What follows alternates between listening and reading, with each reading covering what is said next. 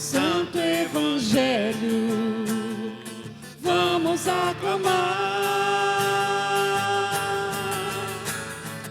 Aleluia, aleluia, aleluia. Santo Evangelho, vamos aclamar. O Senhor esteja convosco. Ele está no meio de nós. Proclamação do Evangelho de Jesus Cristo segundo Lucas. Glória a vós, Senhor. Naquele momento, Jesus exultou no Espírito Santo e disse: Eu te louvo, Pai, Senhor do céu e da terra, porque escondestes essas coisas aos sábios e inteligentes e as revelastes aos pequeninos. Sim, Pai, porque assim foi do seu agrado. Tudo me foi entregue pelo meu Pai. Ninguém conhece quem é o Filho a não ser o Pai. E ninguém conhece quem é o Pai a não ser o Filho, e aquele a quem o Filho o quiser revelar. Jesus voltou-se para os discípulos e disse-lhes em particular: Felizes os olhos que veem o que vós vedes. Pois eu vos digo que muitos profetas e reis quiseram ver o que estáis vendo e não puderam ver. Quiseram ouvir o que estáis ouvindo e não puderam ouvir. Palavra da salvação. Glória a vós, Senhor.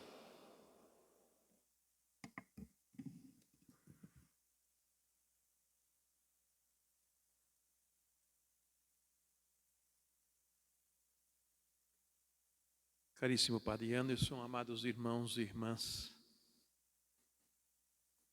o tempo que nós estamos vivendo do Advento é um tempo forte de chamada à conversão. A liturgia de hoje nos coloca, através do profeta Isaías, numa situação em que o reino, a descendência de Davi, estava decaindo ou estava fragilizada. Mas ainda existia. Tanto que José, da descendência de Davi, Maria, da descendência de Davi, e ele faz essa profecia dos acontecimentos da onde surgiria o Messias. Então ele começa: nascerá uma haste do tronco de Jessé, e a partir da raiz surgirá o rebento de uma flor. Sobre ele repousará o Espírito do Senhor, Espírito de sabedoria, discernimento, de conselho, de fortaleza, Espírito de ciência e de temor de Deus. Isaías é o profeta do Messias, e ele está anunciando, através dessa profecia, este acontecimento. Até tem um canto na nossa liturgia que é: da cepa brotou a rama, da rama brotou a flor, da flor nasceu Maria, de Maria o Salvador. Está ligado a esse trecho de Isaías. O Messias virá, e ele virá com toda a sabedoria e com o Espírito do Senhor. Ele faz evocação a Moisés, a lei, a Davi, a realeza, a Salomão, a sabedoria, aonde esse que virá será pleno destas coisas, porque o Espírito do Senhor está sobre ele. Ele não julgará pela aparência que vê, nem decidirá somente por ouvir dizer, mas trará justiça para os humildes e uma ordem justa para os homens pacíficos. Fustigará a terra, quer dizer, peneirá a terra com a força da sua palavra e destruirá o mal com o sopro de seus lábios. A força da palavra de Cristo, a força da palavra de Deus, ela mexe com as realidades humanas, provoca o homem, faz com que ele tome decisão. E a sua ação fará com que a justiça venha à terra. E ele usa de uma linguagem dos animais. O lobo e o cordeiro viverão juntos, o leopardo deitar-se-á ao lado do cabrito, o bezerro e o leão comerão juntos, e até mesmo a criança poderá tangê-los. A transformação que haverá com a vinda do Messias, não haverá danos nem mortes por todo o meu santo monte. A terra estará tão repleta do saber do Senhor quanto as águas que cobrem o mar. Naqueles dias, a raiz de Jessé se erguerá como um sinal entre os povos. Hão de buscá-lo as nações, e gloriosa será a sua morada. Olhando para o Evangelho, nós vemos isto que foi profetizado por Isaías, concretamente na vida daqueles homens e daquelas mulheres do tempo do Messias, do tempo de Jesus. E Jesus, olhando para tudo o que ele já havia realizado, ele exulta de alegria, como que alguém que se alegra, né, cheio do Espírito, e bendiz a Deus pela maneira com que ele salva os homens. Eu te louvo, Pai, Senhor do céu e da terra, porque escondestes essas coisas aos sábios e inteligentes e a revelastes aos pequeninos. Aqueles que querem a sabedoria e acreditam na sabedoria, se põem a sua força na sabedoria, não tiveram a revelação de Deus. Mas aqueles que foram humildes e simples na busca da sabedoria, a receberam em abundância. Por isso que Jesus fala que Deus não revelou estas coisas aos sábios, aos entendidos, para que eles não tomassem posse disso e dissessem: isso não é de Deus, isso aqui é meu. Mas para que fique bem claro e bem nítido, Jesus bendiz ao Pai porque Ele não revelou esse mistério aos sábios e inteligentes, mas aos pequeninos. E para nós entendermos a Deus, meus irmãos, nós precisamos também ser pequeninos, se fazer pequenos, se fazer humildes. Pode jogar o orgulho fora, a prepotência fora, pode jogar o seu achismo fora e se humilhar. Aí você terá a sabedoria de Deus.